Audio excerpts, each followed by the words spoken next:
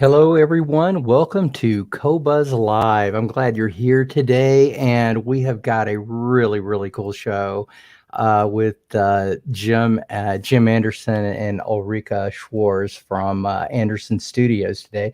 We're going to believe it or not, we're going to be talking a lot about surround music today and how to record it right. These guys have done such a fabulous job on the new Patricia Barber album called Clique.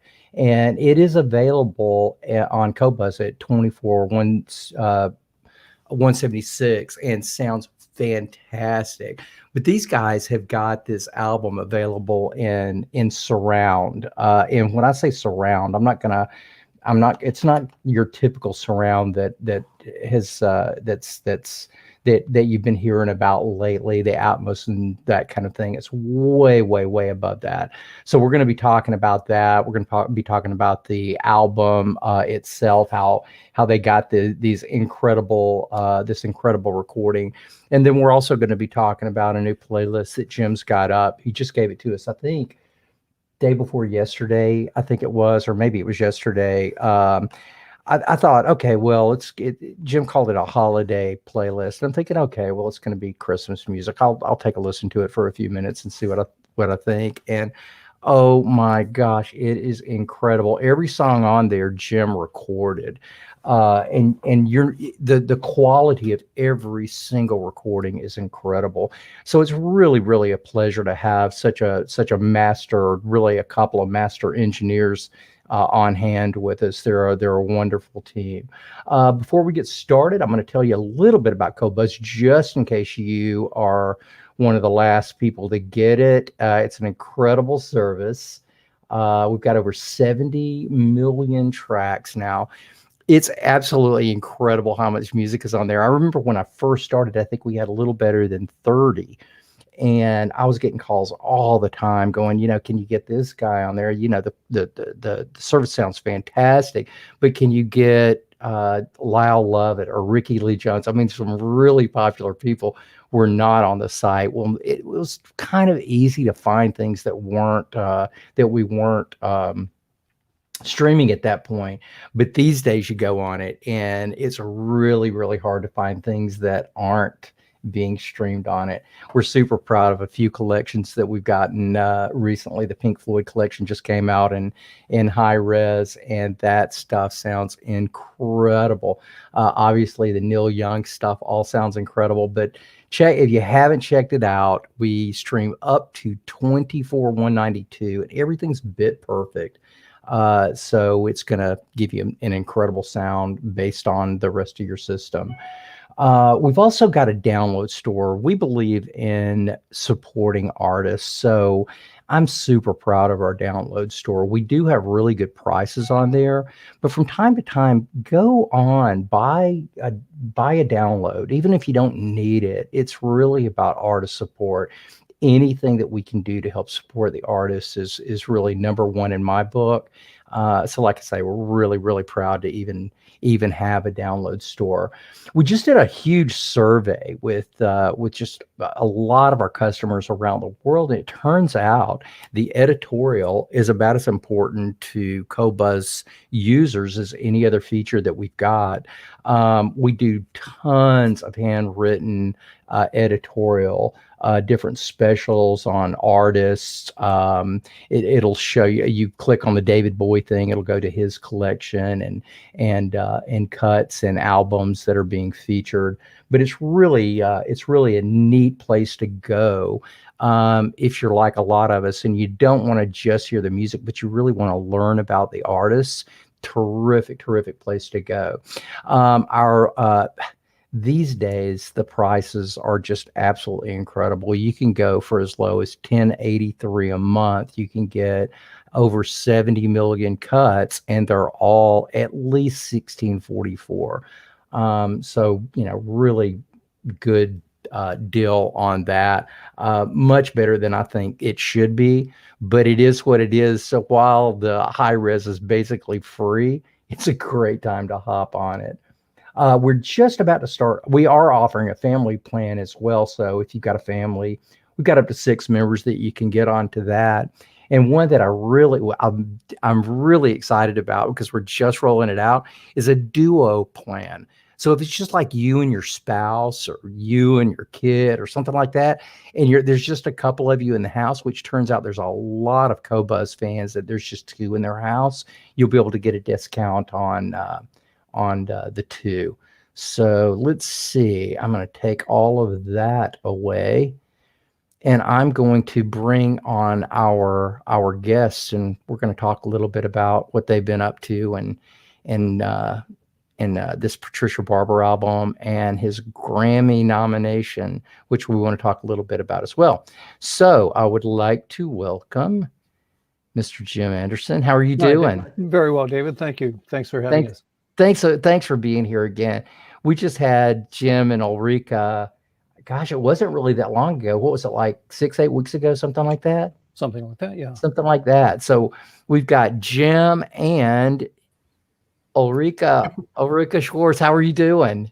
I'm doing very well. How are you? We're doing fantastic. I saw Jim at the Capitol Audio Fest. He was doing a speech about the album and how he got these results. Great talk, which was one of the things that prompted me to ask you to be on the show again. And the first thing I said, well, where's Ulrike? And he's going, well, she's in Europe. She's doing her own thing in Europe, and apparently you were doing some. Well, what were you doing over there? I presented Patricia Barber's Clique in 5.1. So I actually did I did the grown up version of the Capitol Audio Fest.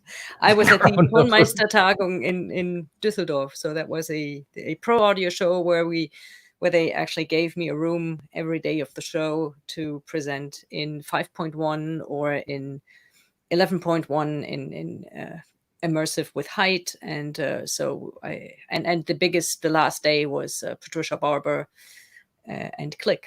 That was just before it got the nomination. So they are very proud that they were the first ones to hear it, even before it was nominated. Yeah. Just a fantastic album. After I listened to Jim's playlist yesterday, in fact, I meant to copy that the playlist down. I think I'll get to that in just a little bit when we get a little deeper into the show. But as soon as I finished the playlist, I threw on Clique again just to listen. And it was about 6 last night, so I was pretty much finished with work. I was just able to sit back and just really take in the whole thing. But I gotta tell you, Jim, the playlist that you put up is remarkable. I was listening to it, and the one thing that I started thinking this about halfway through the list. I'm going, there's no way this guy recorded all of this stuff. And today you were telling me you did record all of that stuff. Every single cut on there is yours. Well, that's the thing I've been amazed with Qobuz, is the fact that I can go in there. There are some tracks, I haven't heard in quite a while. And I started going through my brain and thinking, I wonder if that Doug Hall track is up there. And the whole album is there. And then there's Bob Belden tracks with Holly Cole and people like that. And what else did I found a Ray Brown album I did, I think in 1986 or something like that, is up there. And it's been fun to actually take and kind of create kind of a playlist out of all these recordings that I haven't heard, and I'm really enjoying kind of exposing it for other people to have a chance to hear them again. Yeah, if you haven't listened to it, I just put it up on the chat. Click on that, and then after, not right now, but after the after the show, take a listen to it. You will absolutely be turned on to a lot of stuff. I'm a real rabbit hole guy. And so it was kind of hard for me to make it through this playlist because I kept wanting to go, oh man, I've got to go to that album. I've got to go. But I just started thinking, I can go to the album anytime after I listen to it. So on a rare occasion, I wasn't real rabbit holey on this playlist because Well, first off, I love the whole the thing. playlist itself is really a rabbit hole. Yeah. Well, a lot of our listeners will absolutely relate with this because I have these conversations with our listeners all the time about this whole rabbit hole thing. It's really, really hard not to go down rabbit holes, especially if you've got Rune and Qobuz. That's when you start going down, you look up and it's 2:00 in the morning and you're going, just one more song, But at any rate, thank you so much for putting that up there. It's a very interesting playlist. It is recorded quite well, but just musically, it's just stunning. Well, Great job. the other fact is I've had the opportunity of working with some of the best musicians in the world consistently. I've always said if you're not a fully formed musician and have a sound and all that, I'm the wrong person to come to. I really respect these people that really work with kind of D-level talent and can make something out of it, but I can't do that. I mean, I have to work with people like Ray Brown and Ron Carter and Sean Jones and Cyrus Chestnut and Christian McBride and Joe Henderson, and I mean, when you work with those people, my job isn't that difficult. It's just the fact that these people are so good. All you have to do is just kind of do your thing and get out of the way and present them well, and it'll come across. Yeah, I appreciate you saying that. I totally disagree. In that if you're really good at something, it may be easy, but to get the kind of results that you get time after time after time, to me, it's absolutely amazing. So, thanks for really mostly the reason that I appreciate great engineers is because it helps me appreciate the recording so much more than I ever would if it wouldn't have been a good recording. I will listen to bad recordings if I love the music, but it's always just drives me nuts. And Ulrike, you kind of work with I don't know, a professional musician or two as well.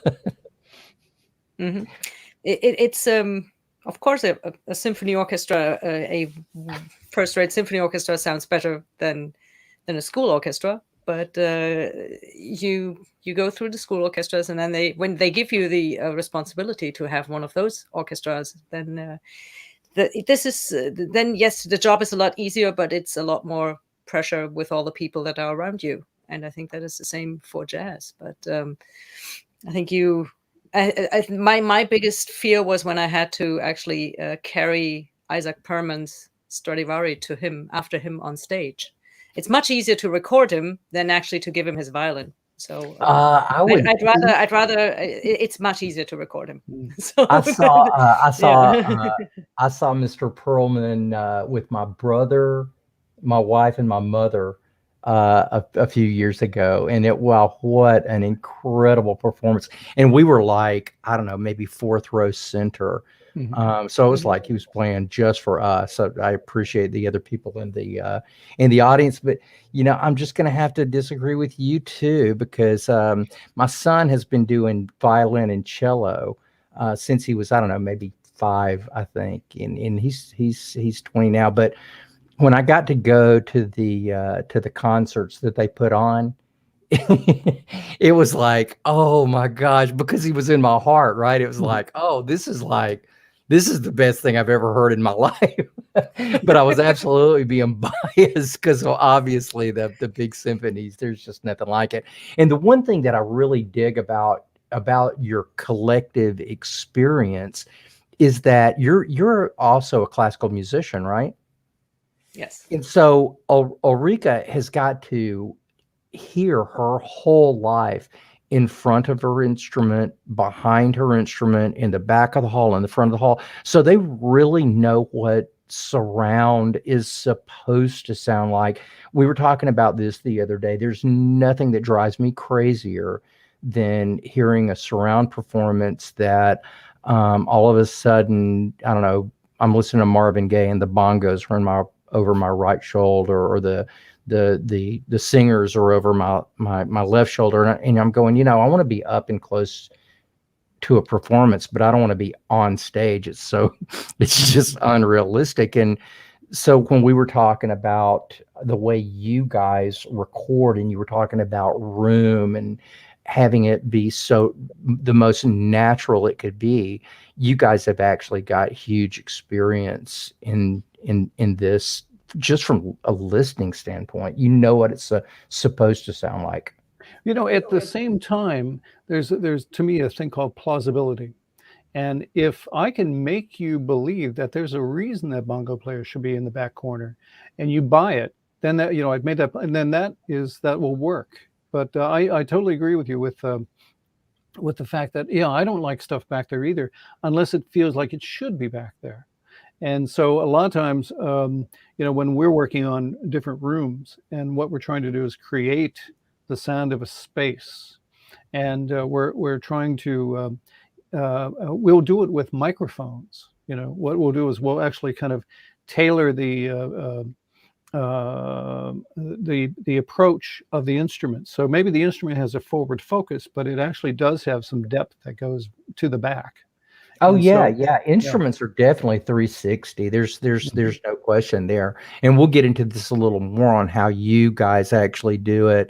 I think really, I'm thinking more of records that were produced in stereo and turned into 5.1. That's, to me, it just always is a weird, I've never heard one that I really liked like that. But I can think of some artists that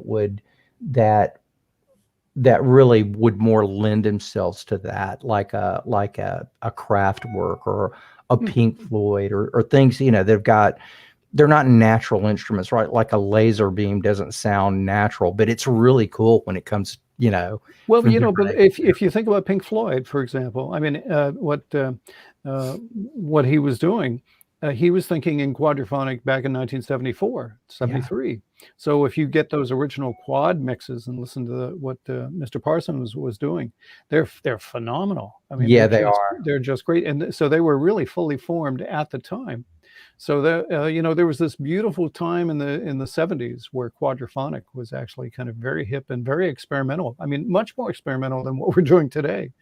And I really want to hope that we can keep this kind of experimental feeling about it, where it's still creative. It's not locked into a formula. I mean, I think you especially. I mean, there are people who think and who write in 3D, or I mean, at least in surround, but most of it in 3D. For example, Jane Ara Bloom. She not only likes hearing herself in 3D. She actually really composes with the idea that at some point, I mean, I think in the 90s or something, you had the idea that at some point it should be done in surround. Mm-hmm. Then you finally had the projects that you did want to do in surround, and now it is for her totally natural to think that way. And there's going to be the next project is going to be 3D. And then again, Patricia's music is a little more classic in that sense, but she lends herself to mixing it and to recording it in 3D because of the clarity of her instruments and what she does. So it's a little more of a traditional, let's say, style of playing and composing, but it still has the big potential of being presented that way. Mm-hmm. And I think that's what the result is here. Yeah. Jane Ara Bloom's Chasing Paint. I remember when we were mixing it, we were saying, boy, this would be wonderful if we could do it in surround. But at the time, there was no playback format to distribute the darn thing. So we were kind of locked into stereo. But we always talked about live performance. We could do kind of a three-dimensional live performance. But then when we got to 16 Sunsets and Early Americans and some of her later works, that we were actually able to get them into a surround format. Yeah. Well, you guys are kind of doing it a little differently than most people when it comes to surround mixing these days, Mhm. and I think we'll get into that really right now. I'm going to put a few pictures on the side, and then we can talk about those. Okay. The Okay. first one's just darned cute, and I had to show this because it's just like, are you kidding me? That is so stinking cute. Um, but at any rate, both Jim and Ulrika own and work at Anderson Studios or Anderson Audio, which are their studios in New York. And today we're talking about Clique. If you just joined us, Jim has received a Grammy nomination for Clique. If you are on that voting members, please hop on there and vote for Jim.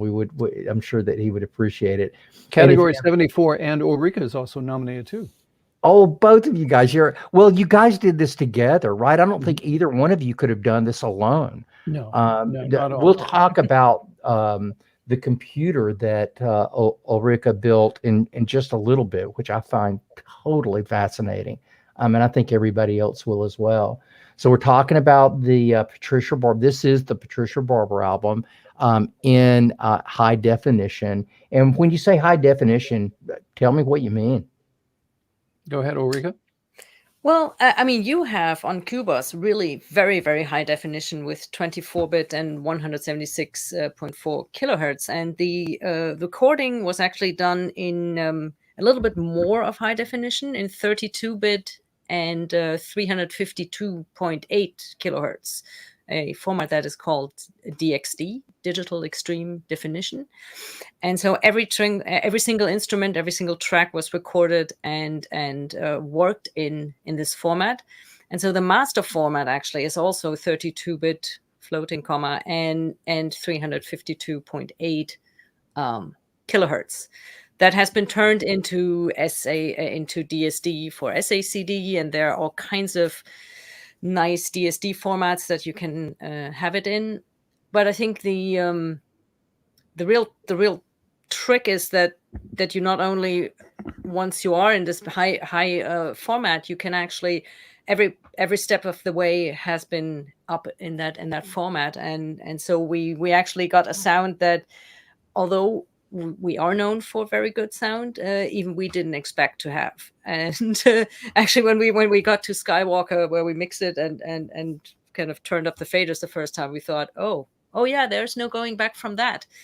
And just the cherry on top of everything was that Merging Technologies, who provided, or whom we work with in software and hardware, and they also loaned us one of their ultra clocks. I mean, we can do like and I think probably a 5-hour tutorial on clocks and digital jitter now. But I think just to close that down, I mean, this clock is so phenomenal that we first didn't really know how good it was until we turned it off and went back to what was the internal clock, which is a very, very good clock.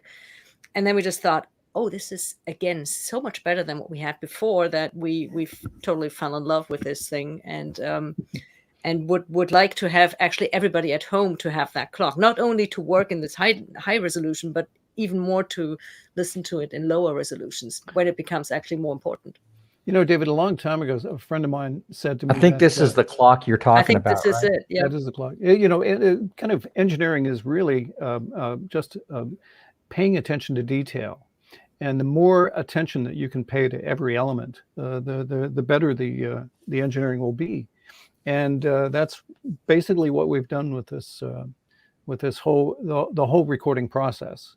You know, I mean, we treated Patricia and the band the way we would always do it with Pro Tools and all that kind of thing. But at the same time, Ulrika had built this laptop and could record 64 tracks of DXD.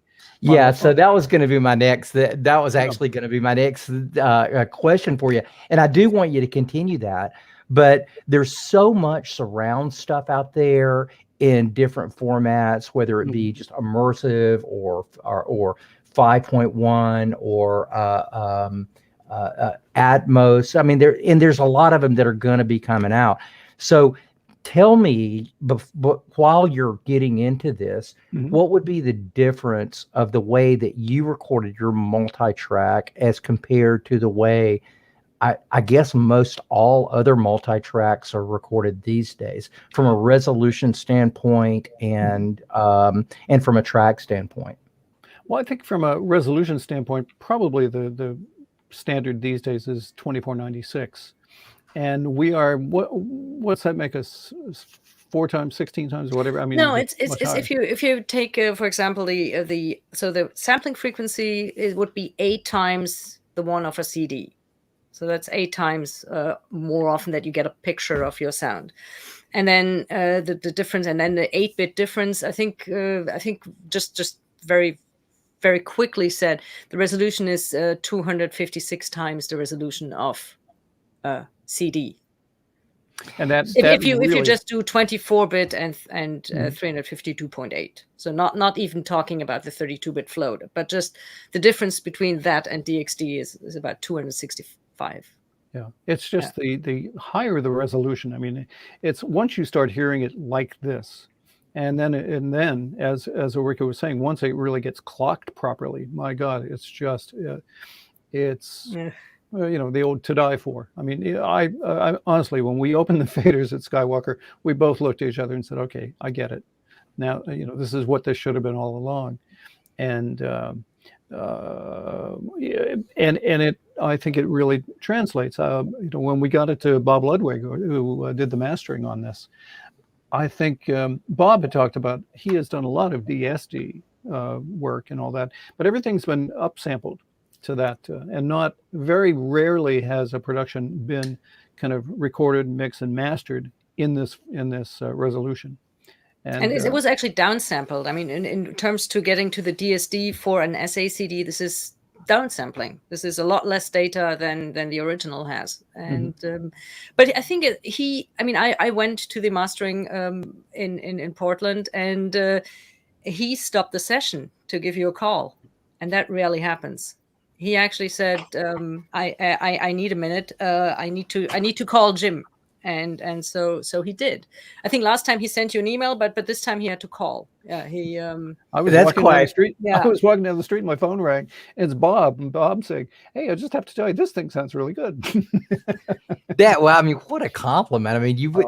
Bob does this all the time. You wouldn't think that he would take time to, in the middle of a session, they go, "Wow, this is incredible," which is exactly the way I feel about the recording. But just to get a little deeper into this, Ulrike, you're recording at this high resolution. Is this just the front channels that you're recording these, like, or and then you're taking the rear channels down in resolution, or are you keeping it the same? No, everything is like, as I said, the multi-track, every channel, whether it's bass or the third bass microphone or whatever drum is all in 32. It's all the same resolution, and when we mix it, then the channels will be left, right, center, LFE, and both back channels are all full resolution. Like everything you hear is that resolution. Well, any studio can do this then, right? Well, they can do it if I take my machines with me. Right, exactly. I'm allowed to bring them in, and with most studios, we've now figured out how to very easily swap out their machines for mine. But if you're recording on a standard, say, a standard machine, what most studios would have to record a 5.1, what would they be using? What kind of resolution would they be looking at in the front channels and in the rear channels? Well, I think as Jim said, I think the standard would be probably most of the time 24-bit and 96 kilohertz. That's kind of what you would usually do. But then, I mean, I don't want to. I mean, this is not supposed to turn into a emerging technologies advertisement here. But I also believe not only the resolution is where it comes from. It's also the AD, the quality of the analog to digital converters, of course, and in case of Patricia Barber, we also had 32 mic pre's brought in from John Hardy. So I mean that like the front end was very, very high end. And then I also had 32 channels of premium D2A converters from Merging Technology to play into the board at Skywalker, and then re-record it again to the Merging Technologies ADs. And then their program that enables us to work in that high resolution is also, I mean, basically that comes with the bundle. Once you commit to their hardware, it would be unwise not to use the software that gives you all the editing features. And it's a little, Jim, how shall we say that? It's a little more complex than Pro Tools, I would say. It has the more, learning curve is to the point where I haven't learned it. Yeah, that's how complex this is. And so, and same thing for the machine. I mean, usually a Pro Tools system is on this, this black urn, or on a stationary on the old Mac Pros, or what you usually can do in order to have this kind of data, to have that kind of data throughput, you have to have a big standalone PC that is a 19-inch rack thing. And I said, I need this on a laptop because it's going to be recorded in Chicago, edited in New York, mixed in at Skywalker, and then possibly I even have to take the machine to Portland. So I told them I wanted it as a laptop, and they said this can't be done on 32 or 64 channels. You have to get the big computer. And but we found PC Audio Labs in Nashville that, in combination with me and my game laptop and Merging Technology, actually we got together, and this is why this laptop exists, because it has been built with components that Merging hadn't seen at that time, and PC Audio Labs hadn't seen that software, and why I wanted it with that clock at that time. And so we built this laptop for the recording.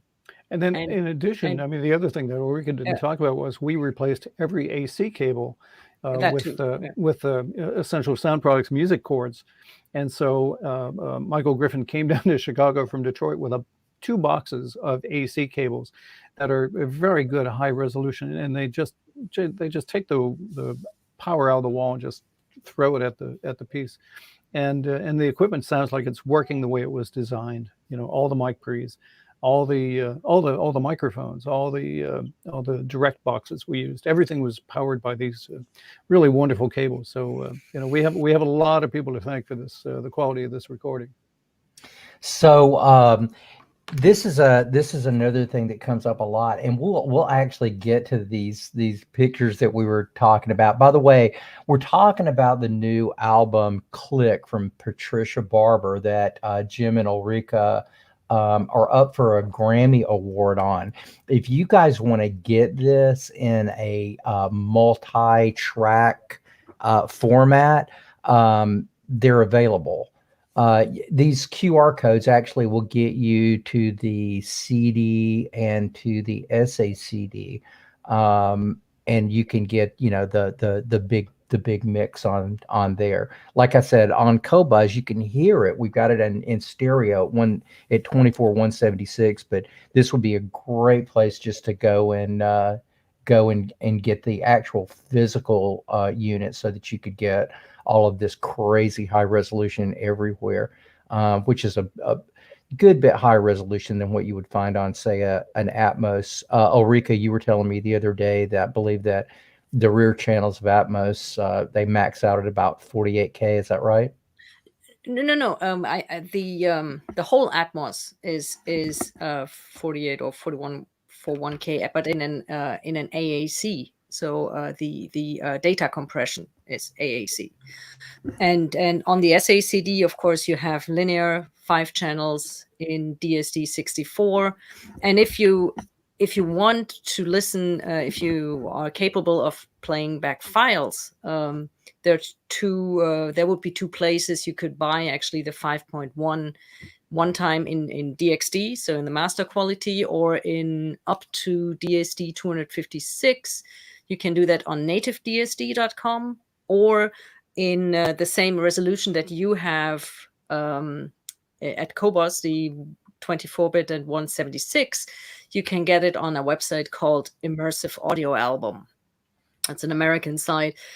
So if you really want to hear what the Grammy is about, then you can go to those two sites. But if you want to enjoy, I mean, the Qobuz is really a wonderful, it's a wonderful version to do it, because first you can listen to it and stream it, which we really welcome.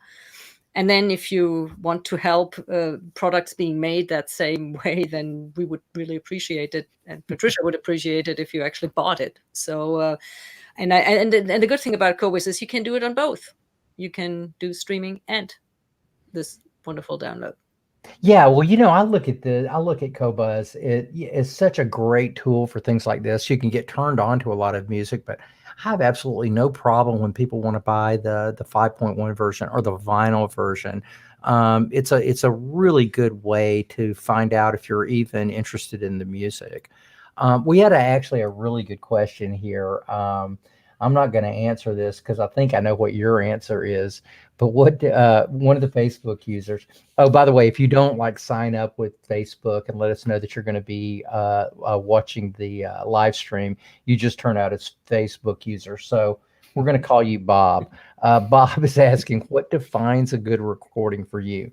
Transparency, dynamics, lack of distortion, balance of the musicians, EQ that sounds natural, or all of the above?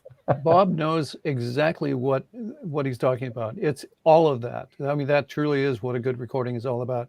Transparency. To me, it's a good recording is when you don't pay attention to the engineering, when the engineering is transparent to the point where all you're hearing is the music. And if you can make a recording where you don't realize there's been an engineer kind of really toiling over this thing for hours and hours and hours, and just making it so to the point where they've disappeared, and it just sounds natural. And that's really what it goes. I always say to my students here at NYU that if I can get a recording to the point where I can take my concentration and I can listen to one instrument or one group of instruments to the exclusion of all the other instruments, and then quickly shift my attention to another group of instruments, and then shift my attention to another group of instruments, then I know I have a balanced mix.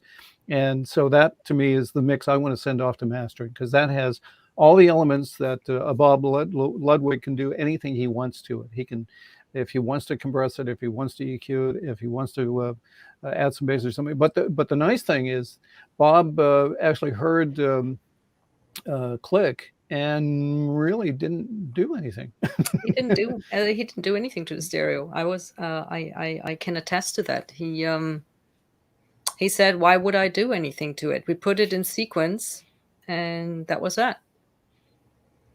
So that in itself is an incredible compliment. Well, and on top of it, it's a compliment to Skywalker Sound and to the control room there, and also to Chicago Recording Company, CRC, where we did the original recording. And the fact that we could actually walk out of there, we knew we had great tracks. We could go to Skywalker and we could mix it just exactly the way we'd like to hear it. And then we can send it to Bob, and Bob just says, "This is wonderful. Let's pass it on to the next stage." Yeah. And that is really what you try to do. I think, yeah. I mean, since he knows, or we told him what formats it would come out. Yes, the CD is a little bit louder than the full range DXD, because we just thought for the audio files, we leave the dynamics as big as we can. And for CD or streaming, it has to compete with what else is out there on the market. So, I mean, that he will do, of course, these kind of things, because he knows what formats we want to sell this in. But in terms of, but he didn't do anything to the sound. And he has a saying of, "Don't do harm." It's like he would rather like to tell the mixing people what they can change, so that he doesn't have to go into something that he feels should have been done in a different stage of the process. And Bruce Swedien, when he was mixing Thriller, told me that he said, if I go to mastering and I have to make more than 5 moves in mastering, I go back and remix. And wow. I always felt that was exactly the way you should do it. I mean, that's the kind of person that taught me that when I heard him say that, I said, okay, let's really get it right. And I know when I started working with Bob a long time on a Henry Butler record for Impulse, I'll bet you it's on Qobuz. I'll have to look and see if that's in there.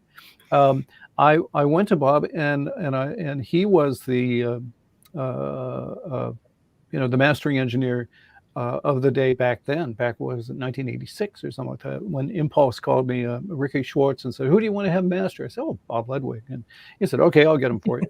And I walked in the door with my recording, and it was the first time I worked with Bob. And it was those going into a listening session with a person like Bob.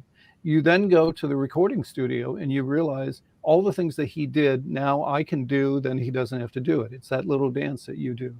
And it was, and so for a lot of the time in the late 80s and early 90s, when Bob was in town at Masterdisc, I would go and do my listening sessions with him.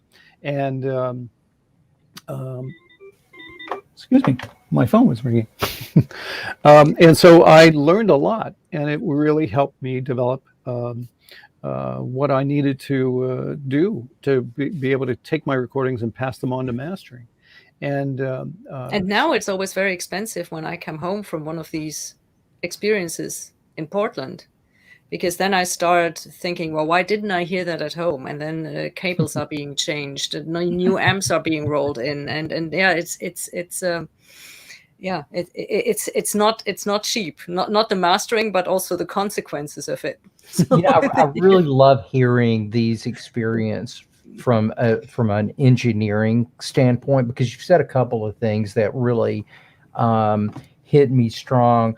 The first being, audiophiles tend to think that all sound technologies are for them for playback. I always look as sound technology advancements are for engineers. So you quite frequently get these message boards and whatnot that are going, well, there's no way a system can even have a dynamic range of 2448, much less 32, 364, or whatever it is. And my answer is always, look, you're thinking of this in your own terms. If you think about this from engineering terms, you guys have just got like a whole lot better or a lot more headroom than you've ever had to record with. And so I don't want to feed you this, but I will ask you, does having higher than 1644-bit recording help you as an engineer make better recordings? Well, when I was at the Capitol Audio Fest and I was playing back the Patricia Barber's Clique, people would always say, "What's the resolution we're listening to?" And I was playing a 1644 CD, and you would hear gasps around the room because everybody expected this to be whatever. And what it is, we started out with a really fine high resolution file that we could then step down. Now, I think I told you this before, David. When we were working in 2496 with Patty on some of the other records, I would have to do some EQ, some limiting, some de-essing, and things like that. And when we started working with her in this high resolution, I started to understand that I didn't need to do all those things, because what I was doing was, Patty has some sibilance that goes up into the stratosphere, basically. And if I had that stratospheric S that she has, and if I want to capture it, I have to record more than 2496 to really capture it, because that S is hitting the top of the recording chain and it's just flattening out and distorting. And so what I realized was I was actually fixing distortion of the recording chain. And so now with this super high resolution stuff that we're doing, it's much more natural, and you can let it breathe and you can let it sing like that. And it's just, the other thing about audiophiles is they never listen to things back to back, A, B. So they might listen to something and then they might listen to something else, and they'll if you really hear back to back, very close, something in 1644, and then you go to 2496, and then you go to 352, the difference is really stunning. And that's really where you hear it. And because if you get used to listening to one way, and you say, oh, that's fine. And then if you hear the super high resolution, you say, oh, that's fine. But we've gotten to the point where somebody, in fact, we we put on the Roon radio, so it's kind of playing tracks from all over the place. And from the other room, I'll look at Ulrike and say, hey, have we just gone from 176 to a 44? She'll look at the converter and say, oh yeah, we're definitely in 44 land. It's to the point where we can hear it in the next room when we've changed resolution rates. And I think it's just because we know what a 1644 sound is. And but now we really know what a very fine 352.8 kilohertz sound is too now. But I think also, I mean, this is the engineering side of all of this, but I think the music side, if I may just briefly talk as a producer, you can actually focus much more on the music, because most of the technical issues we were able to eliminate or basically shape in the recording process. Because first of all, Jim has been in the studio with Patricia for 30 years, so he knows everything about the studio. And when he asked me to bring in what I would bring in or improve on the system, then that's what I tried to do with just raising the level on these things. But so basically with let's say the power conditioning and acceleration, and then that in those mic pre's, that in those ADs, and then bringing in the clock, everything had been set and nothing had to be done in mixing. It's like it was all fixed in the recording. Nothing had to be done in the mixing, and then nothing had to be done in the mastering, because so it was all just about mixing music.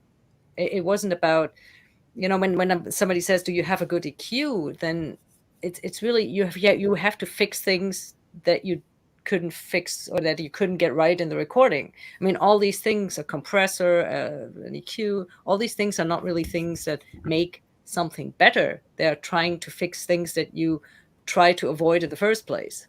And so it was all just about, well, can we hear every syllable? Because that's really very important for her. Can we hear every syllable? Is the bass right to the drums? And is this whole standard the way it should be done?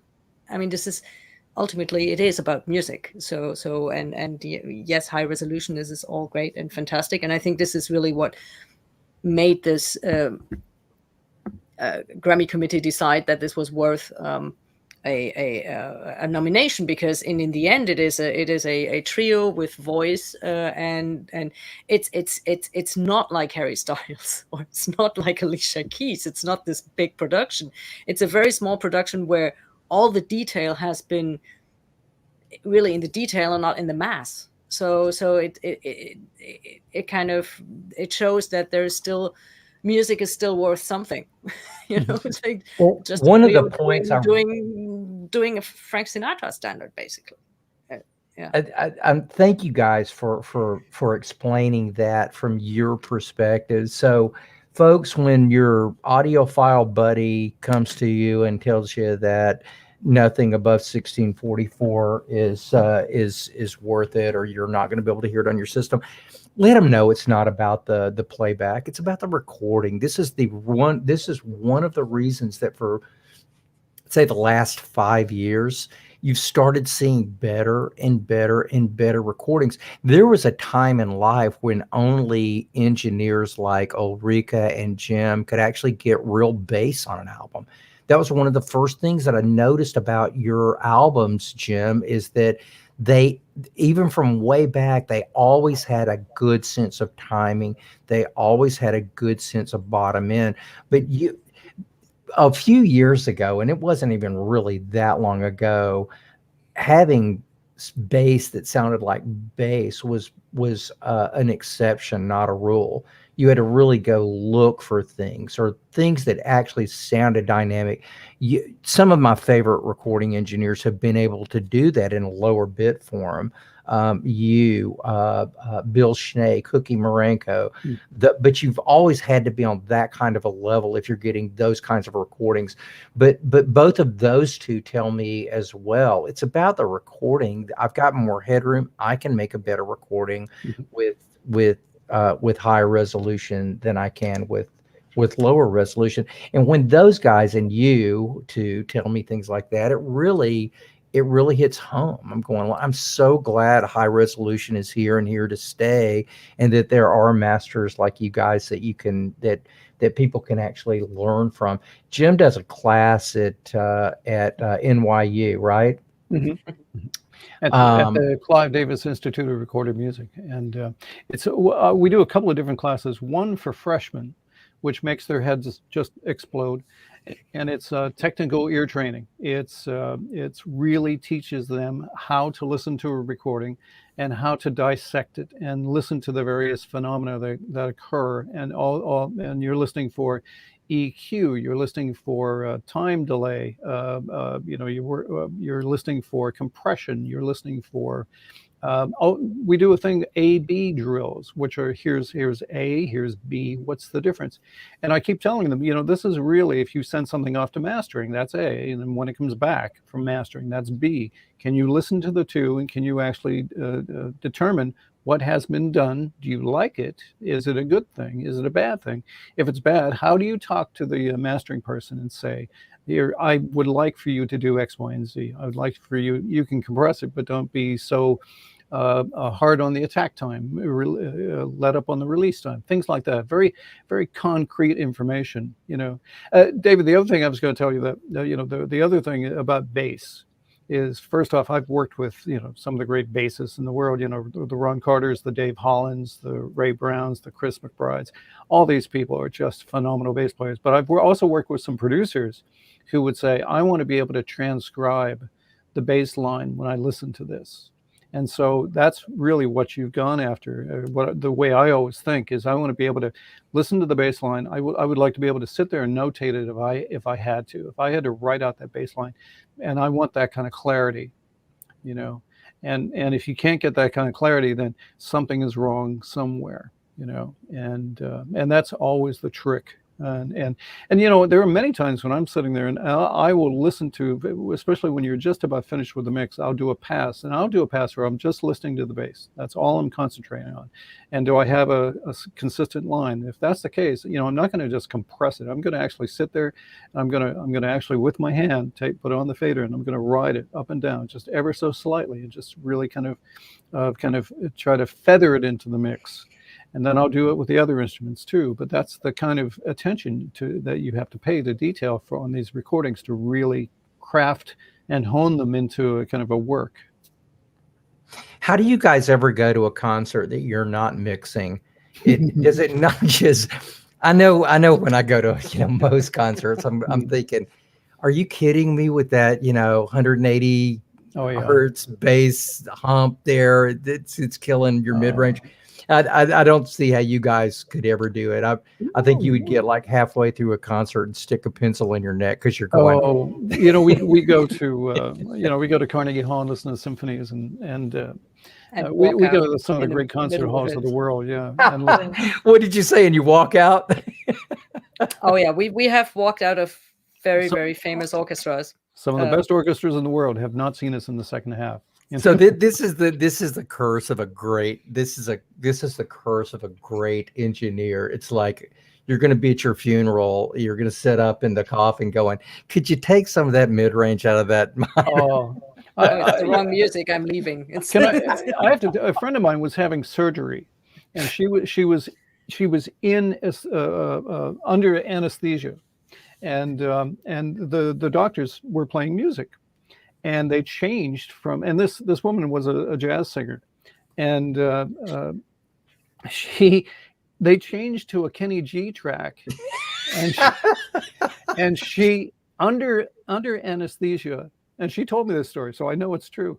She said, "Turn that stuff off," and they couldn't believe, and she was still they were still doing the surgery, and they changed the music, and it was fine. But it was she had that visceral reaction to the music. That is hilarious. That you're slamming the doctor for his choice in music when you're under. I'm thinking I'm just leaving it alone. You like Kenny G, go for it, right? Perfectly fine. Yeah. Do you have any King Crimson you could throw on there? In 5.1, I have some brand new King Crimson. I had that 25th anniversary of that red covered one. Oh man, their whole collection is so. I am in love with this band that he's been touring with over the last, I don't know, 5-6 years. I've seen him quite a few times, but we digress. One of the things I can't believe this time has passed so quickly. How have we been on the phone for almost an hour? You people are fascinating, but I did want to go through a few more of the pictures that you guys had shown me, because I looked at this picture and I immediately tried to put myself in the middle of this room, and I tried to imagine what would I hear had I been in this room. Tell me a little about this. This is the room you guys actually. Well, this is the scoring stage at Skywalker Sound. Oops, sorry. Oh, there you are. And the first time I went out there and recorded and mixed actually the Patricia Barber's Modern Cool, that won a Grammy back in 2013. Great album. I was thinking that the problem in working in kind of a, let's say, pop music or jazz in surround is you're trying to come up with a believable atmosphere. A good atmosphere, being ambience or echo or whatever. And so what I found was, I thought, I have this great room, let's make a live chamber. And so what we did was we put microphones in a cube, very much like you would have at Capitol Studios or whatever, and use that room as our reverb. And so now we've gotten to the point where on the last couple of records, Higher and Clique, there's no digital reverb at all. It's all analog reverb. And so that's that large room at Skywalker that we've actually turned into our reverb.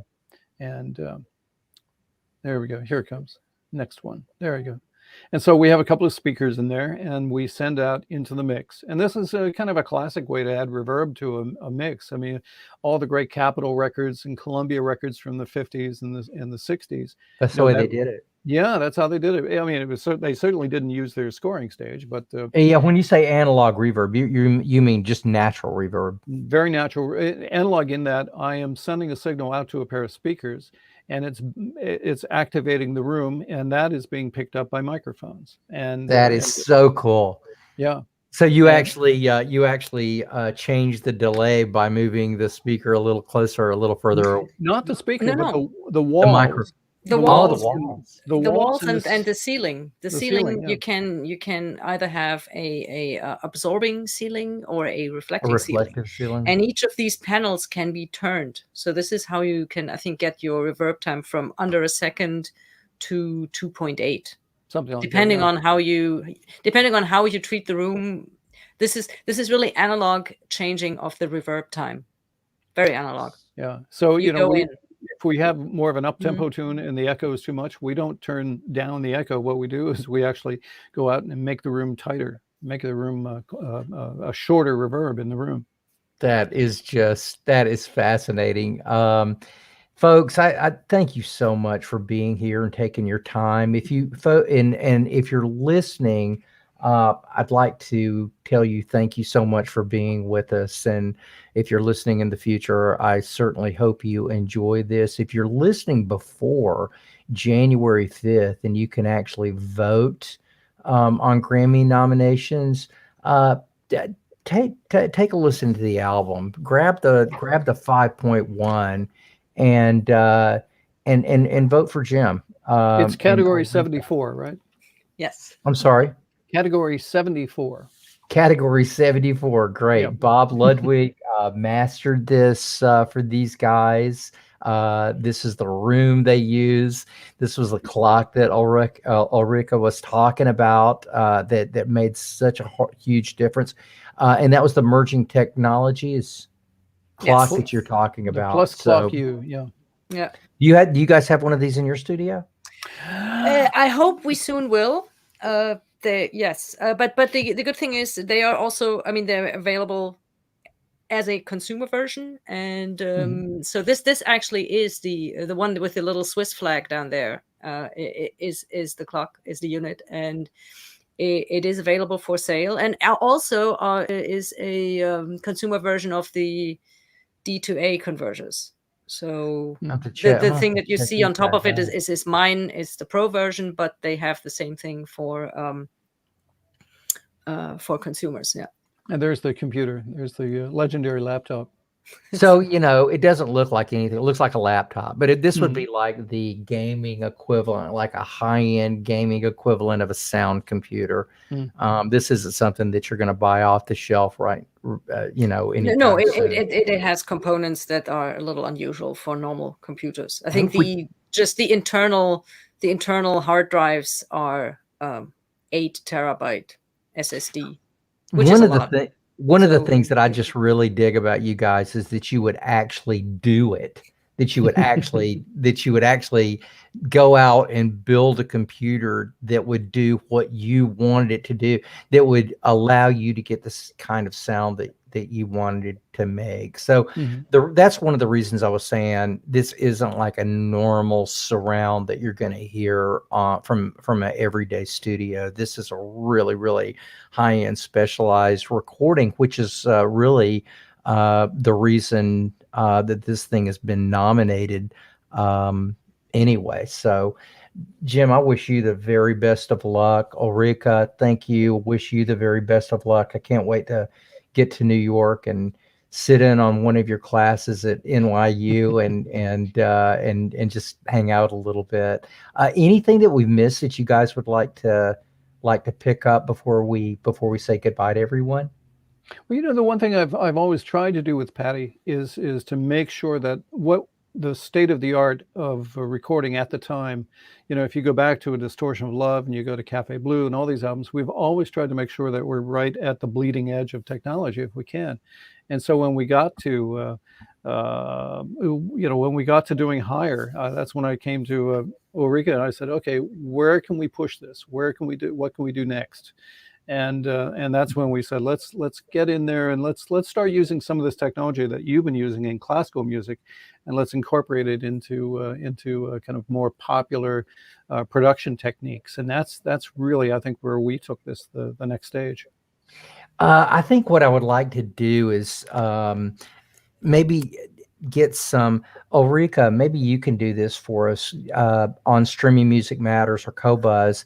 Let's get some of your recordings, some of your classical recordings up there, and just put them up for our fans to see, our users to see, because we would love to have there's somebody like one you. playlist, or we've made one playlist. I think we just need to put it up. Yeah. There's a 2 or 3 hours of some of my things. Yeah. We will get that up ASAP, and I do remember getting that. I'm not sure why it didn't make it up, but thank you very much. So for the Qobuz and Streaming Music Matters social people that are with us, I'll get that and get that posted within the next day or two. David, if you ever want to know what a tone meister is, that's what Ulrike is. She's a tone meister. So I actually read about this before our last interview. Ulrike, can you give the definition of a tone master? Oh, shall I do my the do one? the German one, yeah. So it is the trifecta of German character traits: attention to detail, technical proficiency, and the love for how did I say, the love for I don't want to say criticism, or I will say criticism turned into a job. That's what a tone meister does. So no, it's actually an extensive musical training for mostly classical producers that takes place at a music university, and you have to be very proficient on your instruments.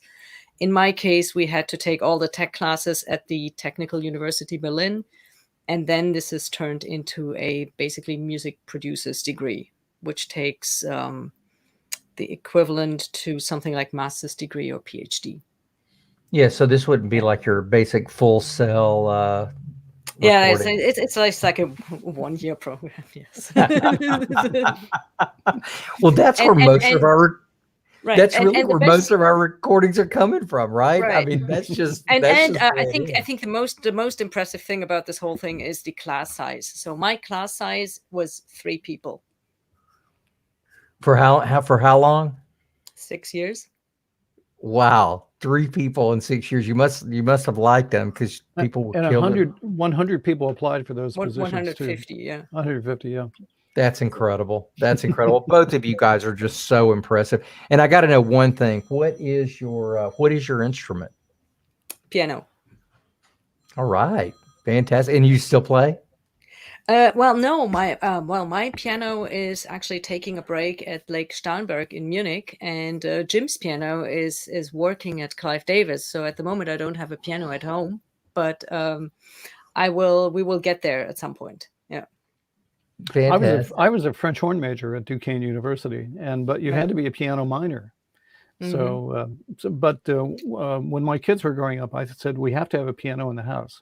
So I went to Steinway and bought a Steinway B piano, which was recording quality. And it is. It's a great piano. And it lived at Avatar Studios for about 10 or 15 years. And then it now has lived at our new studios here at Clive Davis for the last couple of years. So, well, I could say this to you guys, not that I'm at nearly the level that you are, but I have been mixing my whole life. And one of the things that I found is that the best engineers, or at least most of the best engineers that I've ever dealt with, they're musicians. They know how music sounds. They know how instruments sound. So that's just, what a great privilege it is for you guys to have that in your background. And in Ulrike, I can see certainly in Germany, with as tight as everything is there, how you would have to be a master at your instrument before you could go through this whole Tonmeister class. So very much appreciate having you guys on the other side of the mixing board. Everything you come out with is incredible. Look up Jim and Ulrike on Wikipedia, and you can find their discography, and it is just so impressive. So guys, thanks so much for being with me, and I look forward to seeing you in New York soon, and take care. Thanks, David. Thank you very much. Thanks for having us. Everybody, we're going to be back soon with some more Qobuz lives. They're usually on Thursday at 4:00. Thank you so much for joining us today. And we certainly appreciate you being here. Check out Qobuz if you haven't. There's a bunch of free trials. You can find them almost anywhere on our site or a lot of manufacturers' sites. So check us out. Thank you so much for joining us, and we'll see you the next Qobuz Live.